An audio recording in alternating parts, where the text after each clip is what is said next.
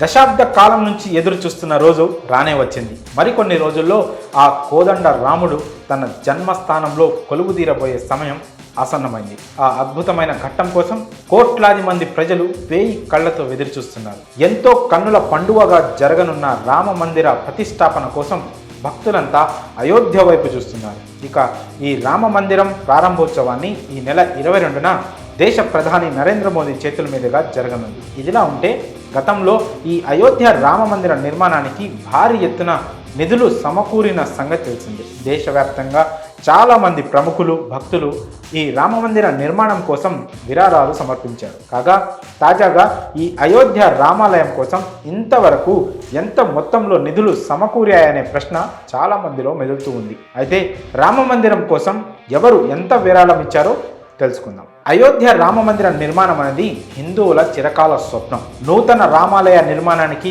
దేశవ్యాప్తంగా 11 కోట్ల మంది ప్రజలు తమకు తోచిన విధంగా విరాళాలు అందించారు. అయితే ఇప్పటి వరకు ప్రజల నుంచి 900 కోట్ల నిధులు సేకరించాలని రామ మందిర్ ట్రస్ట్ లక్ష్యంగా పెట్టుకుంది. కానీ గత సంవత్సరం 2023 ఆఖరి వరకు ఈ రామాలయ నిర్మాణానికి 5,000 కోట్లకు పైగా విరాళాలు అందాయి. శ్రీ రామ జన్మభూమి తీర్థ క్షేత్ర ట్రస్ట్ తెలిపిన వివరాల ప్రకారం రామ మందిర నిర్మాణం కోసం 3,200 కోట్ల విరాళాలు అందాయి. ఇప్పటి వరకు 18 కోట్ల మంది భక్తులు Punjab national bank, bank of Baroda ఖాతాల్లో 3,200 కోట్ల రూపాయలు జమ చేసినట్టు ఆలయ ట్రస్ట్ తెలిపింది. ఈ బ్యాంకు ఖాతాల్లో విరాళంగా వచ్చిన మొత్తాన్ని ట్రస్ట్ ఫిక్స్డ్ డిపాజిట్ చేసింది. దానిపై వచ్చిన వడ్డీతోనే ఇప్పటి వరకు ఆలయ నిర్మాణ పనులు జరిగినట్లు వెల్లడించింది. ఇక ఈ అయోధ్య రామ మందిర నిర్మాణానికి ఆధ్యాత్మిక గురువు కథకులు మొరారి బాపు అత్యధిక మొత్తంలో విరాళం ఇచ్చారు.